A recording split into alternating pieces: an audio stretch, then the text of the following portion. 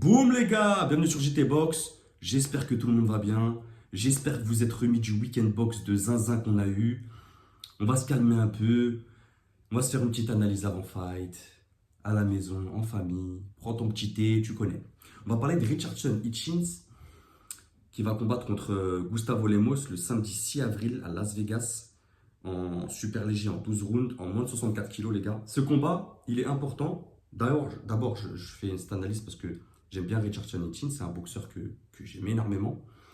Et il est important parce on aura directement le vainqueur de ce combat, sera directement le challenger officiel IBF pour Subriel Matias, qui va combattre lui aussi dans pas longtemps. Donc c'est important pour ces deux fighters quand même. Ce combat peut leur ouvrir une porte pour avoir une chance de prendre un titre mondial. Et c'est important. Donc on va présenter Richardson Hitchins, Gustavo Lemos, ensuite partie technique, ensuite partie prono les gars.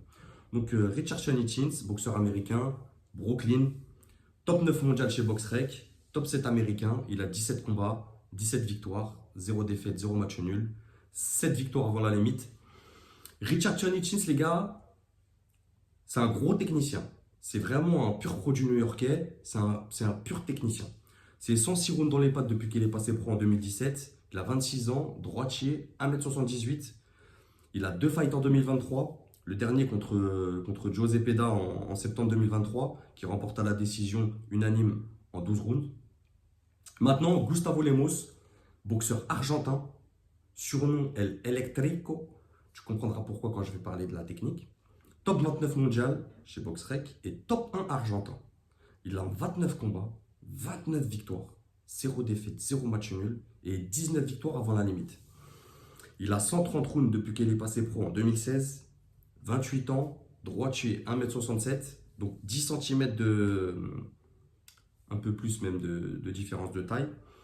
Il a un fight en 2023, en décembre, contre Javier Clavero, qui remporte TKO au premier round, expéditif. Je t'en parle de cette opposition parce que ces deux oppositions, c'est vraiment des boxeurs que j'aime bien. Un pur technicien et un Gustavo Lemos, comment je vais te dire ça,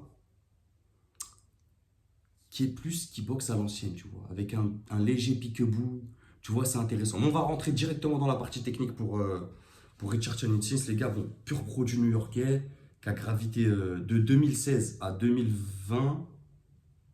Si je dis pas de bêtises, les gars, je crois qu'il participe au JO en tant qu'amateur pour Haïti, qu'il est originaire d'Haïti, tout ça.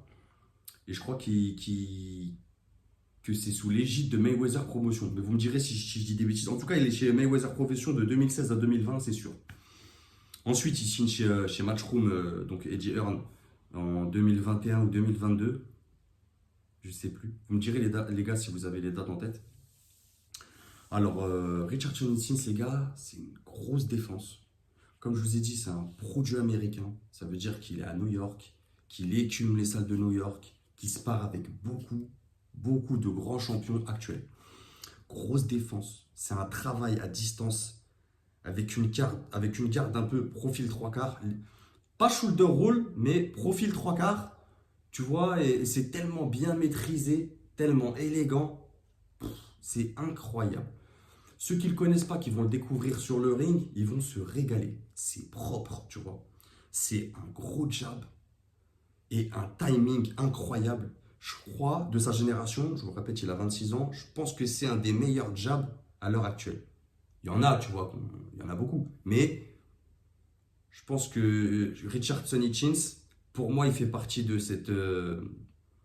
de ceux qui maîtrisent cet art du jab. Tu vois, il a vraiment un jab extraordinaire, précis et un timing en remise contre. Là, c'est du haut niveau, les gars. En plus, il a une vitesse de bras. Tu vois, c'est pas comme s'il avait que le jab. Il a la vitesse de bras qui va avec. Ça fait des dégâts, des gros dégâts. Par exemple, un exemple, son combat contre Zepeda, je vous invite à aller le voir pour ceux qui ne l'ont pas vu. Il prend tous les rounds. Tu vois. Bon, certes, c'est un Zepeda en fin de carrière qui a perdu contre Dalton Smith là, il n'y a pas longtemps, mais il prend quand même tous les rounds.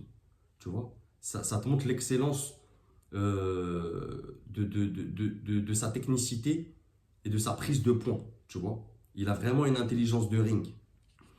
Et c'est vraiment flippant quand tu le vois. C'est de très bonnes remises et contre-attaques. Il est très sur les contre-attaques, les remises. C'est de très belles combinaisons. C'est pas quelqu'un qui va te mettre beaucoup d'uppercut, beaucoup de crochets au corps. Tu vois, il va pas. C'est quelqu'un qui va travailler en ligne, beaucoup en ligne, jab, jab, cross, ou bras arrière en direct, mais beaucoup en ligne.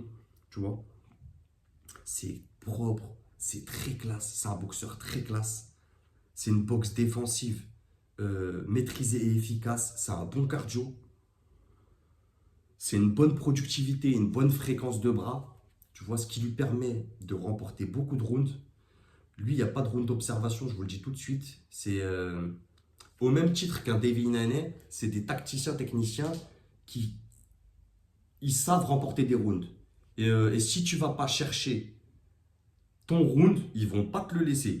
C'est pas, il y aura pas genre oui, là je récupère, je te laisse prendre un round. Non, c'est des démolisseurs. Ils vont prendre tes points, ils vont faire 10, 10, 10, 10, 10, 10, 10, 10 jusqu'à la fin. C'est des tueurs. C'est très intelligent aussi, c'est peu de risques. Il se jette pas beaucoup, il garde beaucoup sa distance, il a une bonne gestion de la distance et il prend pas beaucoup de risques. C'est un travail en ligne, comme je t'ai dit, c'est peu d'accrochage. C'est un boxeur propre, on va dire. J'aime pas dire c'est un boxeur propre. Parce que les accrochages, ça fait partie de la boxe. Tu vois, le style dirty aussi, j'aime bien. Moi, les boxeurs qui ont du vice un peu. Mais c'est pas quelqu'un qui va se servir de. Il te fera pas de coups bas, tu vois. C'est pas un boxeur dirty. Tu vois, c'est vraiment un boxeur classe, propre, élégant, tout ça. Pas d'uppercut, ça me gêne un peu parce que. Il a une boxe qui se marie aux uppercuts, mais bon, tu peux pas tout faire, tu vois. Il a une boxe qui aime bien. Il aime bien les. Comme c'est un boxeur qui recule sur la défensive, tout ça. Et ça serait parfait pour lui quand un boxeur il vient vers lui, tu vois, de remiser en uppercut, tu vois, ça serait parfait, mais bon, on peut pas tout maîtriser. Il en fait quelques-uns, mais on va voir s'il va en faire là, mais pas tout le temps. C'est des déplacements et un joli jeu de jambes, c'est solide, il a un jeu de jambes solide, les gars, c'est des gros déplacements. S'il est acculé, c'est parce que lui, il veut. Sinon, tu l'accules pas comme ça, le Richardson. C'est vraiment un jab actif, les gars, qui fait mal au fil des rounds.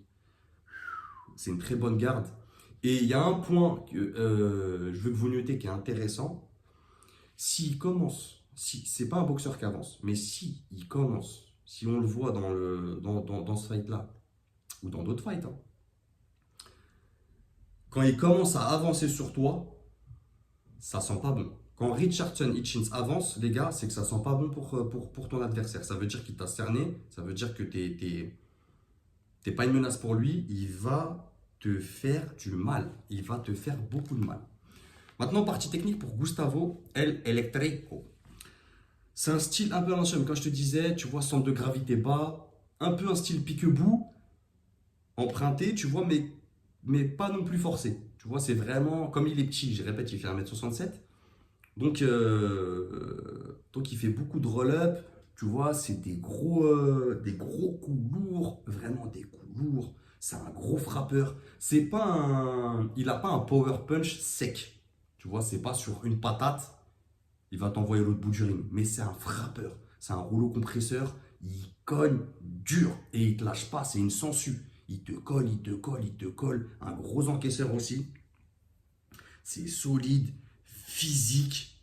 Il avance, tout le temps il avance. C'est un travail de sape énorme, avec des gros crochets, corps, face, combinaison. C'est pas beaucoup de travail de jab, tu vois, c'est pas sa boxe. C'est pas un boxeur qui va aller chercher des jabs. C'est beaucoup de travail de crochet au corps, beaucoup de travail de crochet face. Il va te fatiguer en étant sur toi, tu vois. Son job à lui, c'est de t'asphyxier, clairement. Tu vois, de t'asphyxier avec un gros débit, il est très efficace quand tu es contre les cordes. Tu vois. Quand tu es contre les cordes, pour lui, c'est du gâteau, c'est du beurre. Il se régale. Il va t'envoyer des rafales. Et si tu n'arrives pas vite à sortir de l'endroit où il t'a mis, c'est chaud. C'est très très chaud. Mais c'est ce qui va aussi, je pense, avoir du mal avec un Richardson Hitchens. Et là, on va rentrer dans la partie prono, les gars. Je vais vous dire,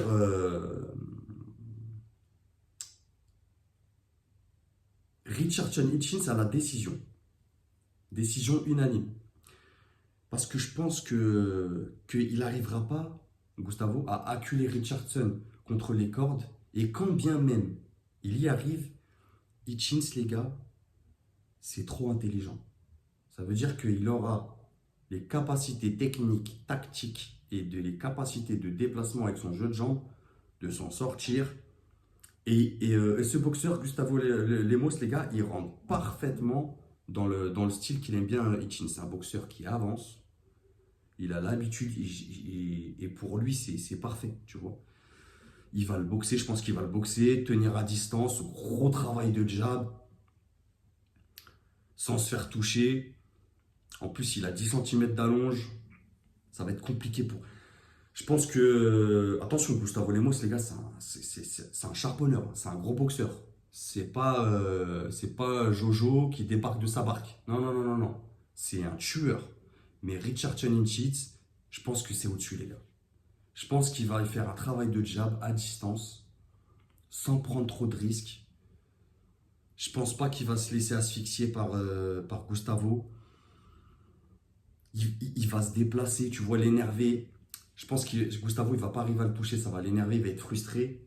Et je pense qu'il va se déplacer, le fatiguer, casser le rythme. Pourquoi pas? C'est pas quelqu'un qui va faire beaucoup d'accrochage, Richardson, mais peut-être que sur ce combat, une tactique, ça serait d'en faire, tu vois, pour casser le rythme d'un boxeur qui avance sur toi et qui a un gros débit qui veut t'asphyxier. Rien de mieux que les accrochages.